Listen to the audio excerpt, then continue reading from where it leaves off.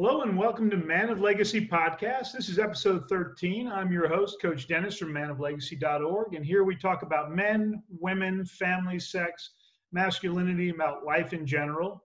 And if you like what you're seeing on here, please remember to hit the subscribe button so you'll be notified when podcasts are released as well as other videos. And today I have as my guest, Drew Dudley. He's internationally known leadership speaker, a Wall Street Journal best-selling author. And, his video on what I call lollipop moments is considered one of the top 15 of all time. And when I see those lists, I often think, but it's true in this case. The video is amazing. And he's the founder of Day One Leadership, and he's worked with organizations from American Express, McDonald's to United Way, as well as hundreds of colleges and universities. And prior to this, he spent 8 years as director of Canada's largest leadership development program at the University of Toronto, and was also a leading fundraiser. And he's got a book out. This is Day One, A Practical Guide to Leadership That Matters. And it debuted at number 6 in the Wall Street Journal, which is pretty impressive, if you ask me. And Everyday Leadership, the Lollipop Moment. Again, great video. And again, welcome, Drew, and thank you for being here. Thanks for having me, my friend. It's an honor to be here. I got to tell you, when I thought, you know what, I would love to have a talk with him, and said yes, I was like, holy cow. And what I did see, that on TED, that talk is now well over 1 million views, which it should be mandatory viewing, in my opinion, for all leaders. Anyone who's in a leadership position, actually, you could argue all employees, because they need to know that for down the road. And, in my prep, I came across your TEDx Queens U video, and honestly, it floored me. And it brought me to tears because it brought back a very painful memory when suicide touched me personally. And I love how you decide to talk about mental illness and leadership.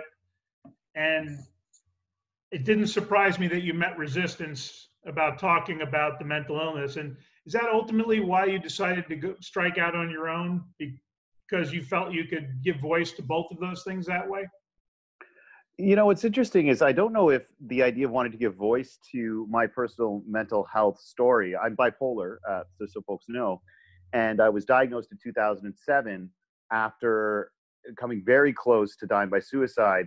And, in one of those moments where your friends, without realizing, it wasn't like my friends knew this was about to happen and did something active. It was, I was, in the days leading up to it, basically on a goodbye tour without people realizing it.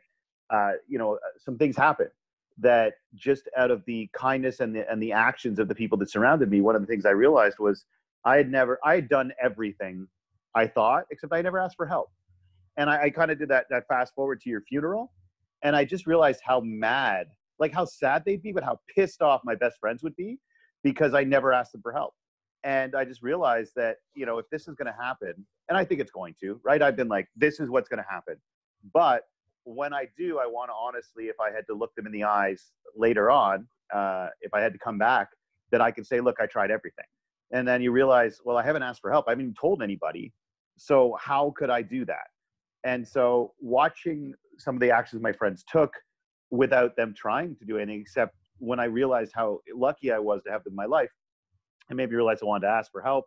In 2007, I did, and then kept it quiet for a long time, because I was afraid.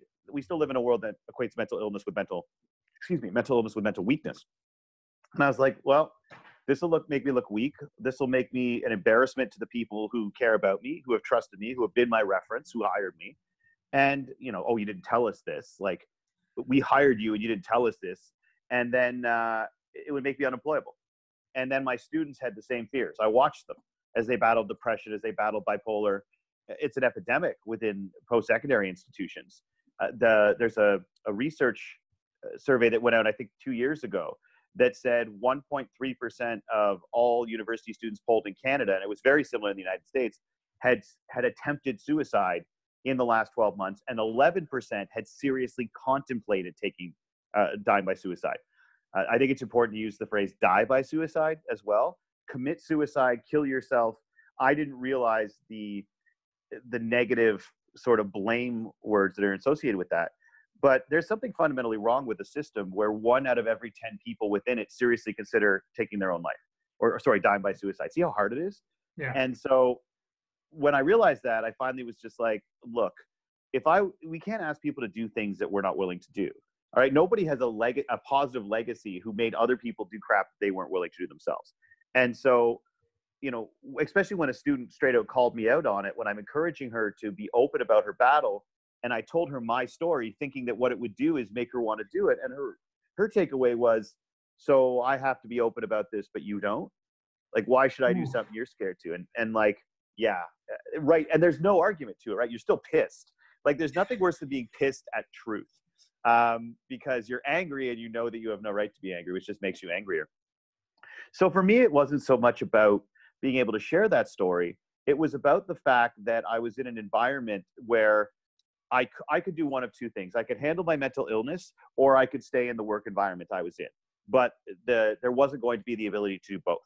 And it takes so much energy to do one, to take care of yourself mentally, physically, that I had no choice in my own mind. If I wanted to live, I had to leave. And it just so happened that I was privileged enough to have this skill and topic where I could go and start a new career. But I will tell you, I know this is a long answer, that talk that you referenced, TEDx Queens U, called Addicted to the Disease. One, I wish the video and audio was better. But they invited me to come and speak, and they expected a presentation like I usually gave. And I've been lucky enough, I think, now to do 9 TED or TEDx events. And I prepped a speech that I eventually gave later. There's another TED talk called, I believe it's The Game Has No Winners. So yes. I had another talk prepped, but I also prepped the mental illness talk. And I did not know which one of those two I was going to give at that TED event. Nice. And I was going back and forth, back and forth, back and forth. And because one, I think that they expected an upbeat speech. That's, what I do. And I didn't want to insult or let down the organizers, because they, I think, planned to put me in a certain spot because they figured I'd create a certain energy. And two, I've been told by a lot of good friends, like, we know we're with you, but you can choose to be someone who speaks about leadership, or you can choose to be someone who's open about their mental illness. You can't do both. This is only 10 years ago. And these are people who love me. These are not bad people or closed-minded people. They're people who care about me, and they wanted to convey that. And everybody who loves you is afraid for you when you're going to be open and authentic. It's not because they don't think you should be open and authentic. It's because they know the world is full of assholes. And so, but there will always be pushback when you want to be open. And sometimes it's right, sometimes it's wrong. But you never feel like you did the wrong thing, even if you have consequences as a result. But you never feel like you did the wrong thing. You can regret the consequences. And so I'm backstage at this event trying to figure out, which story do I tell? The story of my battle with mental illness, my decision to die by suicide, or what I also feel is actually the best speech I ever gave, the Game Has No Winners. And I'm backstage with another speaker. And the cool thing about speaking with speakers is you're part of a club that not everyone gets. Like, very few people have lives like we do, airports and hotels and being alone. And so it's cool when you meet someone and you can sort of joke about that experience. And he told me he was battling depression, and we had this great conversation backstage. And then I said, man, it's so great to talk about this. I wish there was more people who would stand up and speak up and say, this is a part of my life, and I still have a great life. And at that moment, the person came up to me and said, I need to mic you up, Drew. So literally I said, I wish there were more people who would talk about this. And then somebody walks over and basically says, here's a microphone. And you can't really deny that. And so I kind of went with that. But look, that's how scared I was of starting to talk about that, is that I actually did the extra work of creating 2 different speeches. And it was maybe 3 minutes before I went on stage before I decided which one I wanted to give. I wasn't completely sure till I walked on stage. That's amazing. And the key point for me on that was how, unfortunately, we look at getting help as a sign of weakness, when it is truly the sign of greatest strength. Acknowledging you need to improve, or you need help with something and you can't do it all yourself.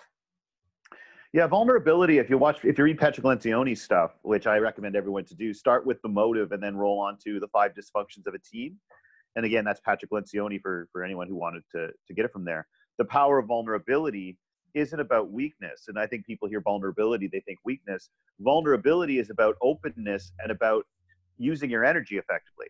So the idea of vulnerability is to be able to steer your best energy to the best things you can be. So in other words, the way he put it, and I loved it, you have enough energy to do a good job at one of 2 things: your job and your life, or being strategically disingenuous with one another.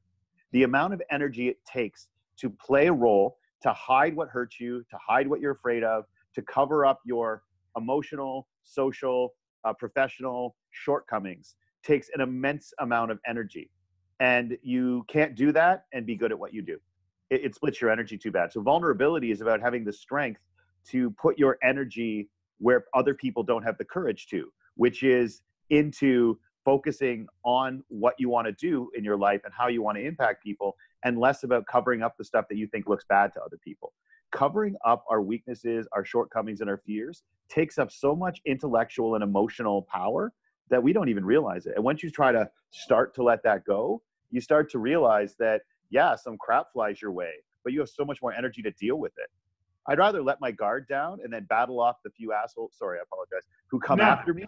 And you're being accurate. Yeah, it takes less energy to fight off the jerks who come after you when you're vulnerable than it does to keep up your shields the whole time and hope they never come at you. And of course, it took me doing it and getting attacked and realizing that. Like, it's hard to just take that on faith. I do get that. If anyone's listening, I do understand. It's real hard to take that on faith, especially when you watch other people get destroyed. And part of it too is this: we go after people we don't like when they're vulnerable, and I get how good that feels. But what that basically means is that's why we're afraid of being vulnerable, because of how we are the dickheads when people we don't like are vulnerable, because our talents come out right away. And because we know we do it, of course we're afraid other people are going to do it. And my head coach, Steve Horseman, Good Guys to Great Men, who I work with, he made it clear to me and has got me to understand that's my greatest strength is my vulnerability, because that's where you connect with people. Yeah. Now, well, you connect with the parts of them that they're hiding.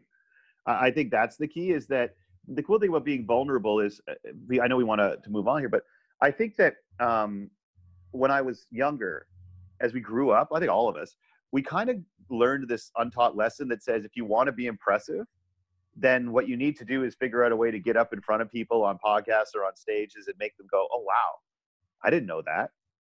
And what I really discovered is that I think the big gift that we can all give instead is if you can get people to look at you and say, oh my God, I thought I was the only one. Like, that is so much more liberating than it is, oh my God, I didn't know that. Oh my God, I didn't know that makes you the other. It puts a barrier or a step between you and other people. Oh my God, I thought I was the only one. Like, I talk about my bipolar for 30, 40 seconds in a 60-minute talk, and I get more emails about that than anything else I say. The liberty that you give other people, the freedom that you give other people to stand up and say, I thought I was the only one, is such a gift that we can give others. And I'm really lucky because I talk about my bipolar, that I'm in alcohol recovery. I used to be 300 and some pounds. And I talk about all those, not because I think I'm awesome. I talk about all those things because I want other people to say, oh my God, I thought I was the only one. And there's a freedom that comes from that. And I think that we can all create that. That's power. And but I'm so privileged I get to do it. I'm a straight white dude born in Canada who has financial independence. And I want to be serious about that. It's real easy for me to stand up there and be open about what hurts you and makes you. I have my own company, and any consequences that come to me for the things I'm open about are significantly less than the consequences that come to anyone who isn't a straight white guy. Like, I still suffer all kinds of consequences, but I am in such a position of privilege that the consequences for my actions are always less than almost everybody else on the planet. And if that's the case, if I suffer the least consequences for doing it, it's my responsibility as a person that's at that place of privilege to do it. Because if I can't do it, there's no way that woman of color who's working 3 jobs to take care of 2 kids, there's no way that person's going to be able to do it. So until those of us with privilege start attacking the things that hold everybody down, then more people don't get liberated in that way. Well, and I do love the point. So many people think they're the only one. Often the men I work with the coaching, some of them are in the process of getting divorced and have not talked to a single soul about it for 5 or 6 months. And the pain and and they truly think everyone's going to judge them for getting divorced and that they're a failure and that and I was there once, which is what got me on the journey. And you're never alone. You just don't realize it because we don't take down the shields. Brene Brown talks about taking off the armor. And same thing, we just don't want to be vulnerable because we see how we treat people who are vulnerable. Yeah, and I think we think vulnerability. I think that vulnerability is actually an openness to connection, and I think that men are raised in many places, in many cultures. I think almost universally in many ways, to fear connection, to meaningful connection to other men, right? Like it's that may happen, but it's like we don't seek it. It happens accidentally, and then we're really glad when it happens. But it's there's not a whole lot of guys, I say, happily use the phrase BFF. But we have them, but there's almost like an acknowledgement of the emotional connection that comes from male relationships is like somehow weakens it. And there's really a guy you got to talk to this podcast named Mike Cameron, that his phrase that I think really resonates, because his girlfriend was executed by her ex-boyfriend in her driveway one morning. And so he has really started to try to draw attention to toxic masculinity, which of course gets pushback, right? Because ultimately people think that it's an attack on them individually if we talk about the overall problems with toxic masculinity. But the way he puts it is that emotionally connected men do not kill people. Like emotionally connected men do not kill people. And we as men need to recognize that most of the killing on the planet is men.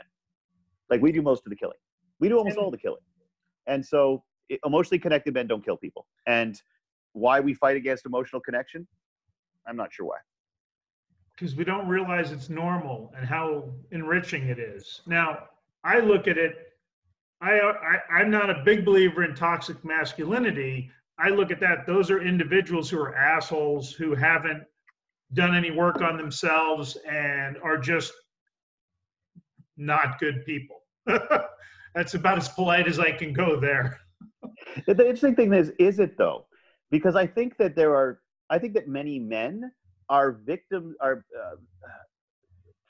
cause toxic masculinity to keep growing, not because they're bad people necessarily. It's because we don't know who first discovered water, but we're pretty sure it wasn't a fish, right? Marshall McLuhan said that you don't question the only environment with which you've ever been presented.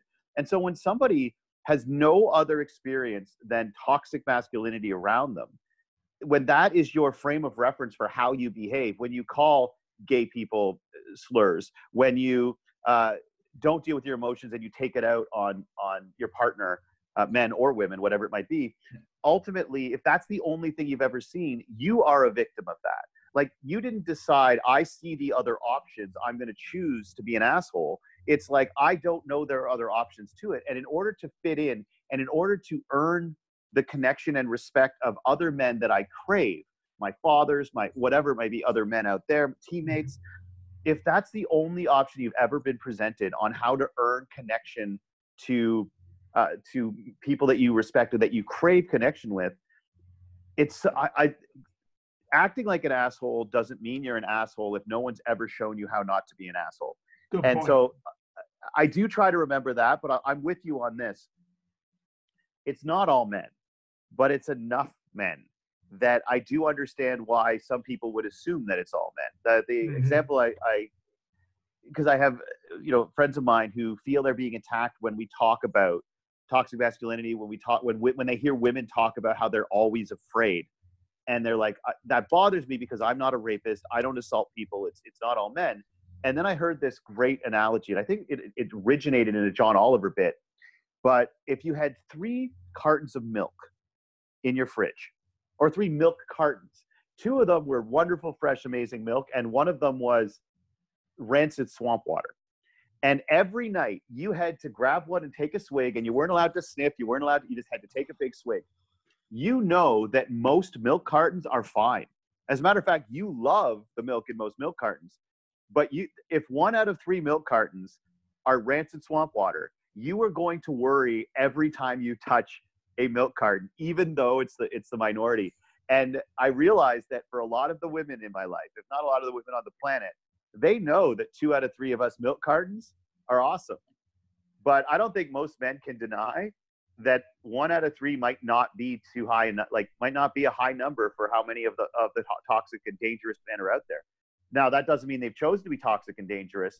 It just means that they have not yet been given an option not to be. But I honestly, man, if there were 3 bottles of, I'm an alcoholic now, but if there were 3 bottles of beer and I had to take a big swig out of one every night, and I knew that one of them had acid in it, I'm going to worry about every bottle of beer that comes near me until that damn bottle proves that it's not acid. And I started to realize, holy shit, that's what the women I know in my life are dealing with every day. And so I can't be mad that they're worried I'm swamp water. There's a lot of swamp water out there. My job is not to get pissed at them for worrying about it. My job is to do everything I can to, 1, not be swamp water, and 2, prove it. But yeah, That's, think everyone's an asshole. I like looking at it that way. And I've had the men in our communities, you can have those deep connections and conversations with. They're amazing. And you have them with women too. And one recently told me, because we had a discussion about the whole feeling physically unsafe.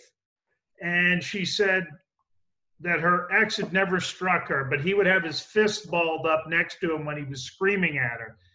And she said, instinctively, I knew if he wanted to, he could hurt me. Yeah.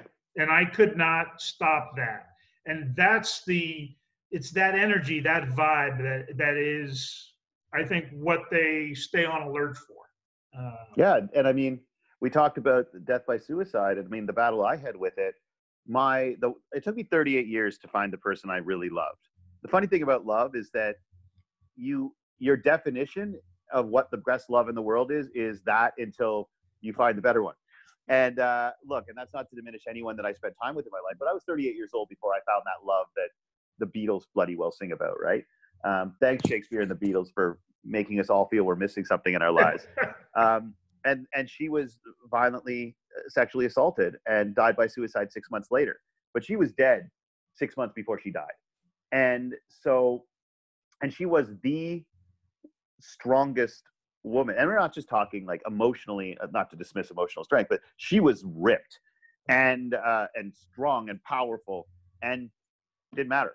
And so it doesn't, to me, recognizing the damage that it was so interesting to be around somebody who had already been killed before she wasn't on the planet anymore. And to recognize how difficult that is. And it's hard too when you watch people hear, oh, that she's lying or she wants attention. Anybody who says that has never held someone they love while she sobs and apologizes to you for being violated like that. And so this is not something I can understand. I don't think it's anything other men can understand, but I think it's something that we do have to understand is more profound and emotional impact than maybe we as men can ever feel. Mm-hmm. I don't know. I do not know if losing a child compares to what it's like to be violated like that. I have no idea. But it is quite possible. It is quite possible that men do not have an equal emotion or emotional trauma that women can have in that way. And seeing what it did to her, obviously I wanted to be somebody who was aware of this and did my part to be better. But when you see it up close, and to realize the number of women, when you look at the stats, that just won't say anything. And it's not because they won't be believed, although it's pretty clear that will happen. It's more because the shame. She apologized to me. She apologized to me for I don't know, letting it happen or not wanting to have sex anymore. Like, oh, I'm so sorry. Like, no, but she didn't tell me for months after it happened. It's a powerful thing. And even if it's not us doing it, we need to do more than bitch about the idea that, oh, we don't all do it. We need to actively be like, too many of us do, and stop. Like, or let's just be more aware of it. The number one threat to women on the planet is men. And that's because the number one threat to men on the planet are themselves and the people who are too afraid to connect with the fact that we're scared sometimes. And there's an opportunity in a world where there's an opportunity in a world now that is allowing people to be more, to allow themselves to show more emotion. But there will always be people who don't. And it's tough because we get stuff modeled. You know, we see powerful men, you know, act in that way. And then we somehow all feel a little bit afraid when we watch them fall because of the things that they did. And then we stay quiet because most of us, it's hard not to look back as a man on your life and not start to point to moments where you're like, I had no idea how I probably made that woman feel there. Like, I don't want to speak for everybody, but the more educated I got, the more upset I got with myself because, look, I read that and I read how women, they're like, this happened to me and I felt like this. And I immediately go, I did that. Like, that's not to say I sexually assaulted someone, but I did that, or I said that, or I made that comment, or I acted like this. And you're just like, holy shit. And I think what we as men have to try to do is, we got two choices with that shame. Say, oh my God, I'm ashamed of this, but I don't want to be attacked for acknowledging that I was part of the problem. I'm going to stay quiet. Or risk stepping up and being like, I was part of this problem. And I've had this conversation with women I love very much and be like, please help me understand. Like, you do have to understand as well. It's a valid fear. There's not a lot of forgiveness out there in the world for things that you did years ago. And to say I was part of toxic masculinity can be conveyed to be like, oh, well, I also sexually assaulted people. It's not the same thing. But I do understand why men are scared. Because after years and years and years of having all the power and all the privilege, some are starting to topple. And, you know, there's a natural pushback to go, oh my God, it's too bad. Like, you're overdoing it. I'm like, well, I don't know. There's going to be a pendulum swing. We ignore it. And now you attack it, everything. And then there'll be a swing back where is where it's supposed to be. But I don't know, man. There's so much as a man right now to recognize can get better. And I think it's great that you do. Sorry, that was just a long rant. No, there's podcasts like you and like, I hope you get to meet Mike, that fundamentally the job is for men to get together and talk about the things they're afraid to say out loud. And then create that legacy and build the connection with their sons to change that trend, because that's how we're going to end up with a better world. It's because nobody modeled the right behaviors before. Nobody had difficult conversations. And I think it's so hard not to assign blame. Like, if people behave a certain way, we blame them or we blame their dads. I think the only way this starts to change is if we start to realize that, yes, nobody modeled the right behaviors, but it was not out of, and it is not out of hatred for women. It's not out of, it was just out of fear, and that's the way it was. Like, it's just, if you were at a world where everybody wore blue and you wore red for being attacked, you put on blue even if you hate blue, right? It's just, you learn very quickly it's about survival, and you don't necessarily, if you're trying to survive, you don't necessarily think. If you're trying to survive emotionally, you don't necessarily think how that's going to impact other people, because your brain is hardwired to make sure that you live first. Nothing makes you more self-centered than pain. And that's not because you're a bad person. It's because when you're in pain, your body and your brain are like, I need to survive. And that means I'm the only thing that matters. And so I think a forgiveness of ourselves and our parents and our fathers and our uncles, to realize that many of the lessons they taught weren't lessons they believed in. They're just lessons they never questioned. Excellent point. And the guys we work with often want to beat themselves up when they get the knowledge and realize what they were doing wrong and how they could have. And I always tell them, you didn't know. So don't beat yourself up. I said the accountability begins now. Okay, yeah. Now you have awareness and knowledge.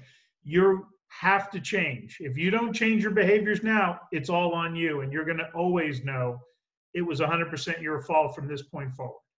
Yeah, and that's so right, my friend. It's like, and I mean, part of it might be my mindset too, because it's the same thing when you quit drinking, right? It's just, I can't spend the rest of my life just accepting that I spent however many years of my life as drunk. And think is, drunk, what does that mean? Alcoholism takes a lot of different cases, but do I just say, well, my life's a waste because 15 years of it, I did damage to myself and the people I love? Like, you can't just say, you know what, this was wrong for so long that, whatever. You hit it right on the head. It's like, you didn't know, but now you do. And not only do you have to do something like that, you have to teach it to other people. But you hit it right on the head, man. This will take time. And it's frustrating when things that are important and are overdue still take more time. But the way I always look at it is cultural shifts take a generation. I don't know how old you are, but my dad tells me, like, in the 70s, drunk driving was like Canada's national sport, right? It was. It's just like, you got hammered, you drove home. Your friends were just like, don't hit a tree, right? And then what happened was, with smoking and drunk driving, they decided they were going to make it culturally unacceptable. And you do that by teaching it to kids, right? They taught us that drunk drivers were bad people. They taught us that smokers were bad people. And look, there's problems with that as well. But I grew up believing that if someone drove drunk, they were a bad person. And I pissed off my parents when you called them on it. Same with smoking. My parents hated it when we got to grade 4 health class, because my parents were both smokers at the time. And what they basically did is they told a whole bunch of kids, this is what bad people do. And it changed everything. And it pissed off smokers. But they also knew that what they were doing was wrong. And I think that that's going to be the same thing with masculinity. It's going to be the same thing with emotional connection. It's going to be the same thing with equity, racial diversity. Racism is taught. Toxic masculinity, toxic judging of emotions, all of it is taught. Usually not consciously. And that, I think, is you hit it right on the head. We have a responsibility, even if it's too late for us. It's not too late for us, but we can't go back and change all the things we now wish we could have been better at.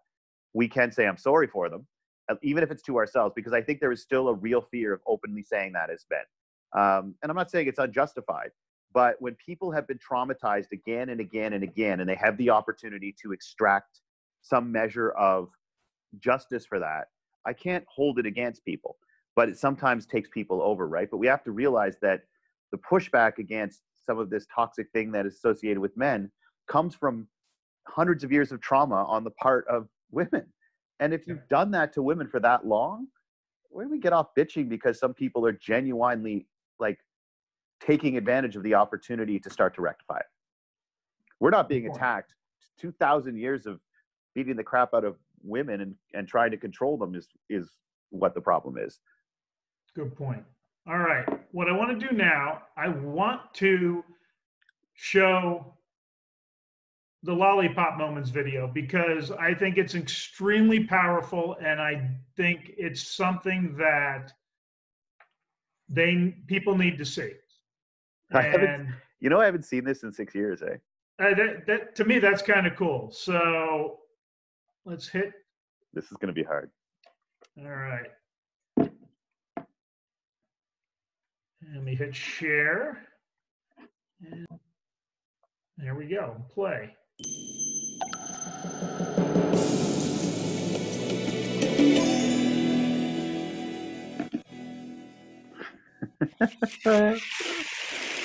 I want to just start by asking everyone in the audience here a question. How many of you are completely comfortable with calling yourselves a leader?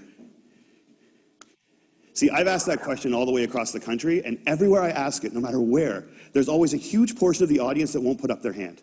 And I've come to realize that we have made leadership into something bigger than us. We made it into something beyond us. We made it about changing the world. And we've taken this title of leader and we treat it as if it's something that one day we're going to deserve. But to give it to ourselves right now means a level of arrogance or cockiness that we're not comfortable with. And I worry sometimes that we spend so much time celebrating amazing things that hardly anybody can do, that we've convinced ourselves that those are the only things we're celebrating. And we start to devalue the things that we can do every day. And we start to take moments where we truly are a leader, and we don't let ourselves take credit for it, and we don't let ourselves feel good about it. And I've been lucky enough over the last 10 years to work with some amazing people who have helped me redefine leadership in a way that I think has made me happier. And with my short time today, I just want to share with you the one story that is probably most responsible for that redefinition. I went to a school on a little school called Mount Allison University in Sackville, New Brunswick. And on my last day there, a girl came up to me and she said, I remember the first time that I met you. And then she told me a story that happened 4 years earlier. She said, on my day before I started university, I was in the hotel room with my mom and my dad. And I was so scared and so convinced that I couldn't do this, that I wasn't ready for university, that I just burst into tears. And my mom and my dad were amazing. They were like, look, we know you're scared, but let's just go tomorrow. Let's go to the first day. And if at any point you feel as if you can't do this, that's fine. Just tell us, we will take you home. We love you no matter what. And she says, so I went the next day and I was standing in line getting ready for registration. And I looked around and I just knew I couldn't do it. I knew I wasn't ready. I knew I had to quit. And she says, I made that decision. And as soon as I made it, there was this incredible feeling of peace that came over me. And I turned to my mom and my dad to tell them that we needed to go home. And just at that moment, you came out of the student union building wearing the stupidest hat I have ever seen in my life. It was awesome. And you had a big sign promoting Shinorama, which is Students Fighting Cystic Fibrosis, a charity I've worked with for years. And you had a bucket full of lollipops. And you were walking along and you were handing the lollipops out to people in line and talking about Shinorama. And all of a sudden, you got to me and you just stopped and you stared. It was creepy. Take a this beat. girl right here knows exactly what I'm talking about. And then you looked at the guy next to me and you smiled and you reached in your bucket, you pulled out a lollipop and you held it out to him. And you said, you need to give a lollipop to the beautiful woman standing next to you. And she said, I have never seen anyone get more embarrassed faster in my life. He turned beet red. And he wouldn't even look at me. He just kind of held the lollipop out like this. And I felt so bad for this dude that I took the lollipop. And as soon as I did, you got this incredibly severe look on your face. And you looked at my mom and my dad and you said, look at that. Look at that. First day away from home. And already she's taking candy from a stranger. And she said, everybody lost it. 20 feet in every direction, everyone started to howl. And I know this is cheesy, and I don't know why I'm telling you this. But in that moment when everyone was laughing, I knew that I shouldn't quit. I knew that I was where I was supposed to be, and I knew that I was home. And I haven't spoken to you once in the 4 years since that day, but I heard that you were leaving. And I had to come up and tell you that you've been an incredibly important person in my life, and I'm going to miss you. Good luck. And she walks away, and I'm flattened. And she gets about 6 feet away, she turns around and smiles and goes, you should probably know this too. I'm still dating that guy 4 years later. A year and a half after I moved to Toronto, I got an invitation to their wedding. Here's the kicker, I don't remember that. I have no recollection of that moment, and I've searched my memory banks because that is funny, and I should remember doing it, and I don't remember it. And that was such an eye-opening, transformative moment for me to think that maybe the biggest impact I'd ever had on anyone's life, a moment that had a woman walk up to a stranger 4 years later and say, you've been an incredibly important person in my life, was a moment that I didn't even remember. How many of you guys have a lollipop moment, a moment where someone said something or did something that you feel fundamentally made your life better? All right. How many of you have told that person they did it? See, why not? We celebrate birthdays where all you have to do is not die for 365 days. And yet we let people who have made our lives better walk around without knowing it. And every single one of you has been the catalyst for a lollipop moment. You have made someone's life better by something that you said or that you did. And if you think you haven't, think about all the hands that didn't go back up when I asked that question. You're just one of the people who hasn't been told. But it is so scary to think of ourselves as that powerful. It can be frightening to think that we can matter that much to other people. Because as long as we make leadership something bigger than us, as long as we keep leadership something beyond us, as long as we make it about changing the world, we give ourselves an excuse not to expect it every day from ourselves and from each other. Marianne Williamson said, our greatest fear is not that we are inadequate. Our greatest fear is that we are powerful beyond measure. It is our light and not our darkness that frightens us. And my call to action today is that we need to get over that. We need to get over our fear of how extraordinarily powerful we can be in each other's lives. We need to get over it so we can move beyond it. And our little brothers and our little sisters, and one day our kids, or our kids right now, can watch us start to value the impact we can have on each other's lives more than money and power and titles and influence. We need to redefine leadership as being about lollipop moments. How many of them we create, how many of them we acknowledge, how many of them we pay forward, and how many of them we say thank you for. Because we've made leadership about changing the world, and there is no world. There's only 6 billion understandings of it. And if you change one person's understanding of it, one person's understanding of what they're capable of, one person's understanding of how much people care about them, one person's understanding of how powerful an agent for change they can be in this world, you change the whole thing. And if we can understand leadership like that, I think if we can redefine leadership like that, I think we can change everything. And it's a simple idea, but I don't think it's a small one. And I want to thank you all so much for letting me share it with you today. Now, Now, I want to thank you for letting me share that during the podcast, because we talked before and you said you haven't seen it in a while. Oh, that was awkward. Just because I love the story, man, but like even listening to it now, it's just so different. Although I'm glad you did, because I've in my mind, it turned into something so wrong for me in terms of how it was delivered. Because like, dude, take a breath. I was so scared. Also, I'm hauling around 330 pounds, right? So you can actually hear, but it's weird to watch now when you start to realize, like, awesome, except for a couple of things. Like, I love the story. I'm glad it resonated with people, but you go back and you reflect on it now, and you're, other than on the professional side of it, but let's also acknowledge that the lollipop moment we're talking about, the topic we've had here about men, that was not at all respectful of that woman's personal space. And it was incredibly heteronormative. Like, ooh, there's a guy standing next to you and you're pretty. Talk to her, buddy. Like, looking back now, I'm like, I wouldn't do it again. This time it worked out. So I'm really glad. I'm quoting an anti-vaxxer. That line about celebrating birthdays is the one part of that speech where I forgot what I was supposed to say and made it up. And it's a part a lot of people quote. But also what life has taught me, man, is that it's not a small thing to go 365 days and not die. Actually, I wondered about that after I found the other video and what we've talked about. Mm-hmm. I thought, I wonder if he looks at that differently now. 100%. It is not, especially after Anastasia died. It was just like, I don't make that joke anymore. It always got a laugh too. And I think it was a joke that was made a couple of nights before, like when I was out with a beer. And I blanked on whatever was next in that speech because I was so scared. You can tell how fast I'm talking. And I remember it just blurted out and thinking, oh, wow, that works well. And now, no, I don't agree with it. It's important to go back and read the things you wrote, listen to the speeches you spoke, and not be afraid to be like, yeah, no. When you put out a book, you immediately, there's 3 things you wish you had put in and 3 things you wish that you hadn't. Even down to the thing of saying, how many of you guys? That room was full of women, and I said, you guys. And so it's cool to watch it, though, because it reflects the time in my life where I'd never gotten to express that idea to that many people. And to look back and realize that even flawed, and even realizing that there's a lot of things I would have done differently, that it's okay. That doing the flawed version that I did, too fast, not pausing, not delivered as a professional speaker, making a couple of mistakes. But you know what? It still led to this. So put out your imperfections, not just in terms of your work, but in terms of who you are, because it helps you move forward. And sometimes people are really happy with the imperfect you, and they give you the opportunity to become a more perfect you. And there is no perfection. I do a weekly little coffee and conversation video, and today I talked about what a dear friend of mine said. I said, you're going to figure out I'm fucked up. And she goes, we're all fucked up. She goes, everyone is. It's just a question of, do you work well together do your fucked ups work well together? And it's true.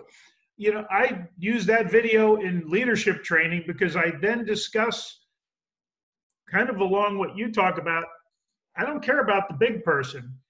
You who interacts with the 5 people or the 10 people that work for you, I said, do you know what's going on in their lives? And they do. And I said, you care, don't you? And I'm like, do you tell them when they really are doing a great job? And you can see some of them that are like, oh no, we only focus on when people screw up. Well, I mean, it's because the screw ups are actually cost you more, right? So it's yes. Just, what is it, the 20% of your people or your life takes up 80% of your time? Yeah. But I mean, it's cool, right? Because now I'm stuck here, and doing that is what I love, and it's how I enter the world. It's why I have a purpose. But right after we're done here, I'm crashing another Zoom meeting. It's all set up. And if anyone's listening to this and wants to do this, this is so fun. We've created something called the Wall of Amazing Humans, because the Wall of Fame flies directly in the face of my concept of leadership. So we didn't want to call it the Wall of Fame, but it's the Wall of everyday leadership. It's the Wall of amazing humans, the whoa. And so we're just asking people to nominate people in their lives that fit that category, like you just described. And so what they do is they set up a Zoom call with this person.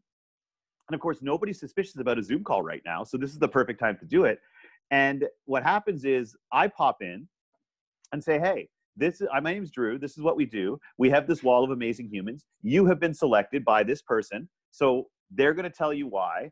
And then they get to actually be there on screen, and we get to watch somebody tell somebody else, you are a leader because of this. And then we induct them into the whoa. And people are like, oh, what a cool initiative. I'm just like, this is entirely for me. Do you know how much fun that is? Oh. To just be like, hey, I'm coming into your Zoom meeting to tell you that this person thinks you're amazing, and now they're going to do it. And it's been one of the coolest things we're doing. We're doing it formally, but the whole idea of the lollipop moment is like, go do it, man. Like anybody listening to this, text somebody, call somebody, and just let them know that it mattered. Go back to the first photo on your phone. Mine's 5 years ago when I got the iPhone, right? And so go back to the first photo and just scroll through it and like look at those photos that really hit you, because there's lots of good ones, but there's some that when you see them, you pause and you remember that moment and look at the faces in it. And some of those faces you haven't talked to in a while, not because you had a falling out, not because you don't like each other anymore, because life happened. Maybe they had a baby, that'll do it. And just reach out to them with the photo. That has been something I've been doing since all this started a couple of months ago, just going back to the beginning and actually collecting the photos that most hit me emotionally. But I noticed as I was doing that, man, there's some faces in here, people I love, and I still love them. It's just life's gotten in the way of our love for a while. So reach out. It's a powerful thing. The act of sending them that is your way of saying you've been a leader in my life. And priorities. It's the people. Stuff doesn't matter. It's the connections, the people in your life. And with your book, this is day one. Did Mustafa influence you in the title? Yes. What's interesting is that the day one concept, I talk about, developing the process in the book back in, the late 2009, 2010. But the idea of this is day one didn't actually sort of emerge until 4 years ago, because there's a story in the book where a guy named Mustafa tells me as he's about to drive me off a sand cliff, he's a tour guide, that it's his first day. And I kind of freak out. But his point is, actually, I own the company, but it's my first day every day. It's been my first day for 17 years because of how careful I was and how excited I was and how humble I was on my first day. So I've created a culture where that's how it's done. So he told me that in 2010. But then when I started losing the weight a couple of years later, and then a couple of years after that, when I went into recovery for alcohol, I started to see again and again that same concept, that you treat every day of the voyage as if it's the first day and it's the only day that matters. Because on day one, commitment, forgiveness, and humility, right? You're committed to the mission. You forgive yourself when you screw it up, and you recognize that it's bigger than you are. And so you got to break it down. And so honestly, it's not just Mustafa, but he's the first one to say day one to me. And then when I started to see how that concept ran through the hardest things I'd ever done in my life, I started to realize, like, I used to be nuanced leadership, because when I left U of T, they claimed they owned everything I ever wrote down. And the name of my company, they said they owned. And so my buddy just said, just write down your 10 favorite words to say, because you're going to have to say this word all the time. And radicchio leadership didn't work, and arugula leadership didn't work, but damn nuance did. But then when I realized, day one. So it was an evolution. And it's cool. A lot of the biggest breakthroughs in your life don't happen once, don't happen in a moment. They happen cumulatively, which is the whole idea of daily leadership, is that ordinary acts done with extraordinary consistency is what start to fundamentally change things. And to evaluate your leadership over your behaviors daily rather than blocks of time means that you'll do more in those individual days to earn these titles than otherwise. Because in the name of who we want to be, we often will ignore doing the work every day that you have to become that person. Well, and today's the only day we're guaranteed at this point. Yeah. And I mean, we're have impact. And who knows if we'll have this afternoon. But it is too. And I think that one thing that COVID has also taught us, I think, is that you're more powerful in having an impact than you think. One of the most common questions I get is like, how do you continue to do what you do in the age of social isolation? And it was a hard question until I stepped back and said, well, what is the list of things I cannot do now in terms of recognizing or connecting with other people? What is the list of things I can't do now that I could do 3 months ago? Now, it's also February in Canada, so I mean, you can't go outside anyway. But ultimately, there's not much. We're connected so powerfully virtually that the same acts that I did to try to let people know that they matter is just as possible now. It's just a lot easier to be like, I can't do this, this, and this, than it is to say, well, I can't do this, this, and this. What does that actually cost me? And what it costs me, can I live without? And I started to realize, yeah. At the same time, I don't have kids. So my understanding is that this is a way harder if you have toddlers. Toddlers are exhausting. Some people will have fewer when this is over. Yeah. The thing I loved with the 6 questions that you had is, one, you didn't look for perfection, that it's every day. You realized we're not going to have it. And that no matter which version of the questions, and in the book, guys, you can see that there's some exercises to come up with them for yourself, which is wonderful. It wasn't just focused on you. It was also focused on helping and developing others, and that giving back there, and again, bringing along the next generation. And I see how that, yes, leadership, and this is a workbook, business book. I see the parallels in a family. It's the same thing. It's about the connection with your kids or with your brothers or your sisters, and being that positive influence and helping them along to see what they don't always see. Yeah, I think there's a part of the book where I comment, if you have a photograph on your rearview mirror of someone you love driving to work, it's a moment of happiness every day. And then I got into an Uber to go to a speech, which included that passage, that story. And I saw that she had 2 photos of her daughter. And I said, funny, I talk about that. And it says, it gives you one moment of happiness every day. And she kind of gives you that look in the rearview mirror and says, you don't have kids, do you? Like, no. She goes, that does not bring me happiness every day. But it always reminds me that I'm connected and doing this for something bigger than me. And you have to have that in your life to ever have happiness, to feel that you're connected to something bigger. And it's like, that's what the whole book is, right? Is like, I got to write a book and do podcasts and be on a bestseller list, basically repeating really smart shit other people said to me, who had never called it, but she's an Uber driver. She also had another job. She told me she probably doesn't think of herself as a leader, but here I am. I'm supposed to be the leadership expert. And I'm like, oh yeah, a moment of happiness. And she's just like, nope. And she said something smarter than me. And like, I'll never forget that. It doesn't give you a moment of happiness. Your kids or your husband or your wife, your boyfriend, your girlfriend, your best friend, they don't always give you a moment of happiness, but they always remind you that what you're doing and you're connected to something bigger than you. And without a feeling that you're connected to something bigger in some way, you never actually do feel happy. Well, and children will give you the greatest joys and also help you feel the greatest pain. I'm gonna be a good uncle. And to all of my college roommates' kids, I can't wait to be like, happy 4th birthday. Here's an espresso and a puppy. Go home and say hi to dad. Remember that time, that Friday night? He'll know. And when they're 10, give them a drum set. That was actually, why wait till 10? I think they should start at 6. I really do. Start early. You have the exercise in the book about the best and the worst. And oh, I tell you, when I read that, I was like, I instantly knew my 2 worst. And, it's always your worst. Worst. What are your best moments you're proud? Oh, it's so much harder, man. Yeah, and it's like, oh, I went there and I was like, oh my, that is uncomfortable. But it's a good exercise. And then it did take longer, but I came up with the 2 best. And I've enjoyed our conversation today. It has been a blast. I know you have something coming up at the top of the hour. I want to tell you, thank you, Drew. I really appreciate it. For anyone who wants to know, you can find him at drewdudley.com. The book is This Is One Day. I will put a link to it below when the podcast is released, because I think it's a book they need to read. And I want to thank you again for coming on and letting me share I know it, like you said, it's awkward as you look at that video from all those years ago, but it was fun watching your reaction too. Yeah, awkward is cool, actually. It's, but I think what I had to do is give myself permission to be proud of it too, because that guy is eventually what got me here, and I feel about myself as insecure as I did back then.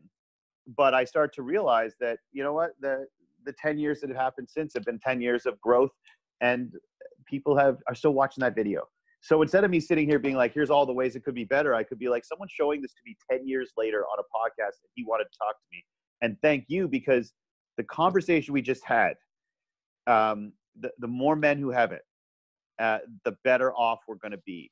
And you're always going to feel threatened, and you're always going to feel scared talking about these things that we know generate really powerful emotions in society. But the way I'll try to remember is, as scared as I am talking about maybe my role in toxic masculinity, man, most of the women I know, and my mom and my grandmother, felt that scared all the time to say anything, to do anything. And that is an eye-opener for me, a real eye-opener. You think we feel threatened having to talk about our emotions and the mistakes we've made? Man, it's been hundreds of years of every woman I know feeling the same way. Yeah.